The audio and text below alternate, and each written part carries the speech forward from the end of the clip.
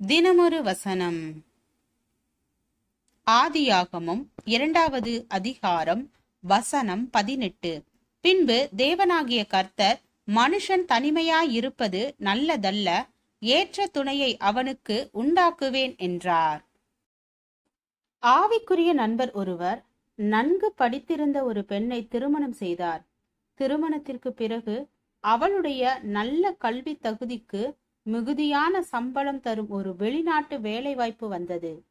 அவளுடைய பெற்றோர், இவ்வளவு படித்த நீ சும்மா இராமல் அந்த வேலைக்கு சென்று நிறைய பணம் ஈட்டலாமே என்றனர்.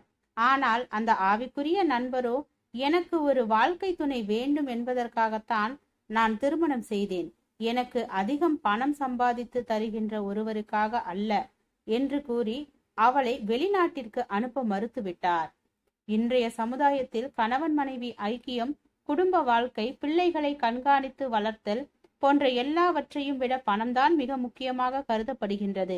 வாழ்க்கை துணை தேடுகின்ற பலர் தங்களுக்கு ஒரு நல்ல வாழ்க்கை துணை வேண்டும் என்பதை விட, வரப்போகிற பெண் எவ்வளவு கொண்டு வருவாள், எதிர்காலத்தில் எவ்வளவு சம்பாதிப்பாள் என்ற கேள்விகளுக்கே முதல் கவனம் செலுத்துகின்றார்கள்.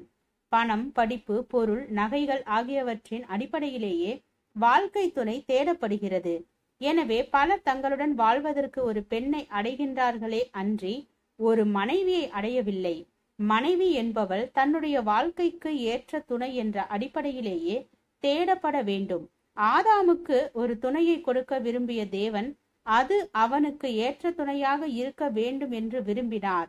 வாழ்க்கையின் பெரும்பகுதியையும் ஆளுக்கு ஒரு ஊராக அல்லது ஆளுக்கு ஒரு நாடாக வாழ்ந்துவிட்டு பண வசதிகளில் மட்டும் பெருகுவதால் என்ன பிரயோஜனம்? அதில் என்ன அர்த்தம் இருக்கின்றது? அனுதின வாழ்க்கை சூழ்நிலைகளில் ஒருவருக்கொருவர் துணையாக இருக்கவும், ஒருவரோடொருவர் வாழ்க்கையை பகிர்ந்து கொள்ளவும், ஒருவருக்கொருவர் ஆதரவும் ஆறுதலுமாய் இருப்பதற்கே திருமணம் செய்ய வேண்டும். வெறுமனே திருமண உறவுக்குள் வந்துவிட்டு பின்னர் பண ஆசையின் விளைவாக ஒருவரை விட்டு ஒருவர் பிரிந்தே வாழ்வதினால் குடும்ப வாழ்வின் நோக்கம் நிறைவேறாது. பண ஆசை எல்லா தீமைக்கும் வேறாய் இருக்கின்றது என்று வேதம் எச்சரிக்கின்றது.